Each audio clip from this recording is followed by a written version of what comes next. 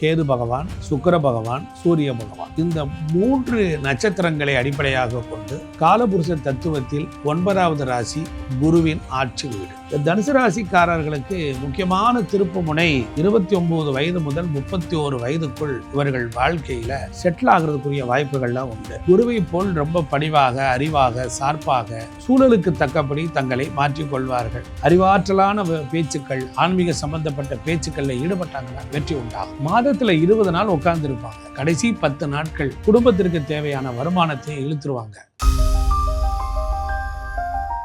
ஒரு மனிதன் வாழ்க்கையில நான் இந்த வயசுல எப்படி இருப்பேன், 100 வயசுல எப்படி இருப்பேன், 10 வயசுல எப்படி இருப்பேன், 16 வயசுல எப்படி இருப்பேன், 22ல எப்படி இருப்பேன் என்று எதிர்காலத்தை எண்ணி பார்க்கக்கூடிய பழக்கம் எல்லாருக்கும் உண்டு. நான் ஒருவேளை இப்போ இருக்கேன், 2000 எப்படி இருந்தேன், 2026 எப்படி இருக்கேன், 2030 எப்படி இருப்பேன் அப்படிங்கிறவங்க. இப்போ 12 ராசிகளில் 27 நட்சத்திரங்களில் இருக்கக்கூடியவங்களுக்கு அவங்க வாழ்க்கையில் ஒரு ராசி அடிப்படையாக கொண்டு இவர்கள் வாழ்க்கையில் எந்தெந்த காலகட்டத்தில் நாம் எப்படி முன்னேறலாம், எப்படி இருப்போம் என்கின்ற ஒரு எதிர்காலத்தை எண்ணிய ஒரு ஆர்வம் இருக்கத்தான் செய்யும். அப்படிப்பட்ட நிலையில் இந்த 12 ராசிக்காரர்களுக்கு நட்சத்திரங்களின் அடிப்படையில் அவர்களுக்கு எந்தெந்த வயதுகளில் எது நடக்கும், எது திருமணம் நடக்கும், வேலை எப்படி நடக்கும் என்பதை பற்றிய ஒரு தெளிவான விஷயங்களை பார்க்குறோம். பொதுவாக ஒவ்வொரு மனிதர்களுடைய ஆசைகளும் ஒவ்வொரு ராசி மண்டலத்தில் ஒடுக்கமாக இருக்கிறது. மேசம் முதல் மீனம் வரையில் உள்ள இந்த 12 ராசிகளில் உங்களுடைய ராசிக்கு கிரகங்கள் எப்படி இருக்கிறது, எப்படி என்னவெல்லாம் நடக்கும் என்பதை பற்றிய ஒரு முழுமையான விஷயத்தை தான் இந்த வீடியோவில் நாம் பார்க்க போகிறோம். தனுசு ராசி அன்பர்களுக்கு உங்கள் வாழ்க்கையில் டேர்னிங் பாயிண்ட் எது, எதை செய்ய வேண்டும், எப்படி செய்ய வேண்டும் என்கிற சிந்தனைகளை பார்ப்போம்.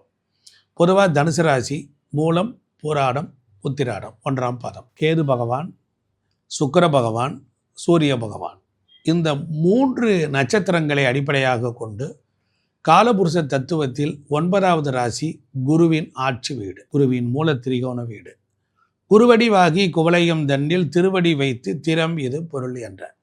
பொதுவாகவே மற்றவர்களை வழிகாட்டுவதிலும் ஆன்மீகத்திலையும் சிந்தனையிலையும் ஏதாவது ஒரு சமநிலையை அடைந்து விடக்கூடிய தனுசு ராசி. இந்த தனுசு ராசிக்காரர்களுக்கு முக்கியமான திருப்பு முனை 29 வயது முதல் 31 வயதுக்குள் இவர்கள் வாழ்க்கையில் செட்டில் ஆகிறதுக்குரிய வாய்ப்புகள்லாம் உண்டு. 40 வயதுக்கு மேலே தான் இவங்களுக்கு எல்லா விதமான நன்மைகளும் வந்தடையும். பல பிறவிகளில் செய்திருக்கிற புண்ணியங்கள் எல்லாம் 40 வயதுக்கு மேலே தான் வரும். ஒரு ஜாதகத்தில் இவங்களுக்கு தனுசு ராசிக்காரங்க ஒரு சுதந்திரமான போக்கு உள்ளவங்க. பெரும்பாலும் இவங்களுக்கு ரெஸ்பெக்ட் அதிகம், மதிப்பு மரியாதை கொடுக்குற இடத்தில் இருப்பார்கள். குருவை போல் ரொம்ப பணிவாக, அறிவாக, சார்பாக, சூழலுக்கு தக்கபடி தங்களை மாற்றிக்கொள்வார்கள். பெரிய அளவில் ஒன்றும் பெரிய ஆசைகள்லாம் இருக்காது. என்ன எப்பேற்பட்ட பிரச்சனைகளையும் சுமூகமாக தீர்த்து விடுவார்கள். ஒரு சின்ன பிரச்சனை வந்துட்டாலும் அவங்களால நிம்மதியாக இருக்க முடியாது.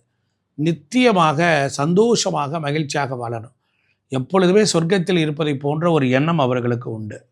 வெளிப்படையான பேச்சு இருக்கும், உள்ளொன்று வைத்து புறம் ஒன்று பேச தெரியாது. மனதில் பட்டதை ஒளிவு மறைவின்றி பேசிடுவாங்க.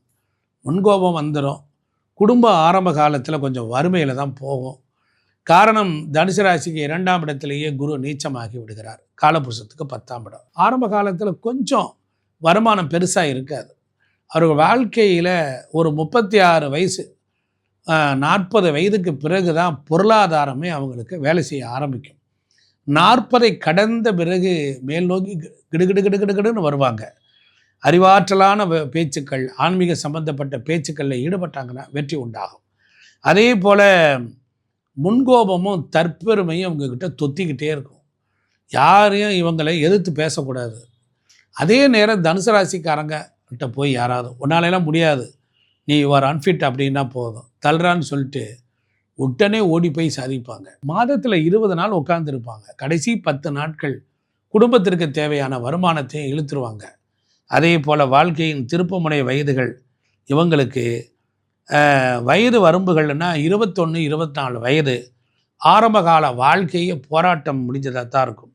21 வயது 9லிருந்து 31 வயது வரையிலும் வாழ்க்கையில் மிகப்பெரிய திருப்புமுனை.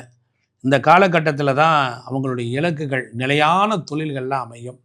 அதே போல் 33 வயதிலிருந்து 36 வயது வரையிலும் சொந்த வீடு வாகனம் வாங்குதல், சொத்து சேர்க்கை எல்லாம் ஏற்படும்.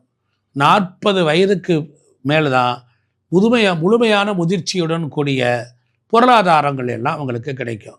அதாவது பேச்சில் நிதானமாக பேச வேண்டும். வழிபாடு, குரு வழிபாடை எடுத்துக்கொள்ள வேண்டும். குரு ஸ்தலங்களை செல்லணும். சித்தர்கள் மகான்கள் தரிசனம் கிடைக்கும். அதுபோல் கிரி சுத்தம் சுற்றுகின்ற பொழுது பரிசுத்தமாக இருக்கும். பொதுவாக இவர்களுக்கு குடும்பத்தில் உள்ளவர்களுக்கு யாருக்காவது கால் சம்பந்தப்பட்ட வியாதிகள் இருந்து கொண்டே இருக்கும். இவர்களுக்கு பொறுத்தளவில் மூட்டுக்கள், முழங்கால்கள் இது சம்பந்தமான ப்ராப்ளங்கள் இருக்கும். இவர்கள் வணங்க வேண்டிய கடவுள் எது என்றால், இவர்கள் கிழக்கு திசை பார்த்திருக்கக்கூடிய ஆண் தெய்வங்களும் பெண் தெய்வங்களும் கை கொடுக்கும். ஒரு கருவறையில் 2 பெண் தெய்வங்கள் இருந்தால், ஒரு கருவறையில் 2 பெண் தெய்வங்கள் இருந்தால், அதை என்று சந்திக்கிறார்களோ அன்று அவர்களுக்கு வெற்றி உண்டு. இவர்கள் யானைக்கு உணவு கொடுத்தல், யானையிடத்தில் ஆசீர்வாதம் வாங்குதல் இவர்கள் வாழ்க்கையில் சகல சௌபாக்கியங்களை எல்லாம் கொடுக்கும். குழந்தைகள் இவர்களுக்கு பொறுத்தளவில் மிகுந்த நன்மைகள். அந்த குழந்தைகளின் வகைகளிலே இவர்களுக்கு விரயங்களையும் ஏற்படும். பூர்வீக புண்ணிய சொத்துக்கள், குலதெய்வ வழிபாடுகளில் ஒரு மைனஸும் இருக்கும். இவர்கள் வாழ்க்கையில் தாயாருடன் ஒரு விரோத போக்கும் இருக்கும்.